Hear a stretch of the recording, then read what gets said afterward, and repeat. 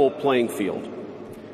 Now, with the President's recent executive order on AI, we're developing an AI action plan that avoids an overly precautionary regulatory regime while ensuring that all Americans benefit from the technology and its transformative potential. Now, we invite your countries to work with us and to follow that model if it makes sense for your nations. However, the Trump administration is troubled by reports that some foreign governments are considering tightening the screws on U.S. tech companies with international footprints. Now, America cannot and will not accept that, and we think it's a terrible mistake, not just for the United States of America, but for your own countries. The U.S. innovators of all sizes already know what it's like to deal with onerous international rules.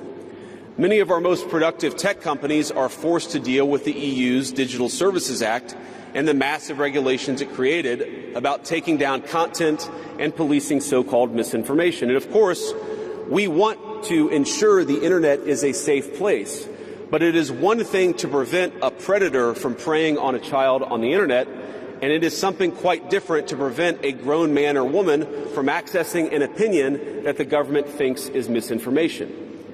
Meanwhile, for smaller firms, navigating the GDPR means paying endless legal compliance costs or otherwise risking massive fines. Now, for some, the easiest way to avoid the dilemma has been to simply block EU users in the first place. Is this really the future that we want? Ladies and gentlemen, I think the answer for all of us should be no. Now, there's no issue where we worry about more than regulation when it comes to energy. And again, I appreciated the comments of so many at the conference because they recognize that we stand now at the frontier of an AI industry that is hungry for reliable power and high-quality semiconductors. Yet too many of our friends are deindustrializing on the one hand and chasing reliable power out of their nations and off their grids with the other.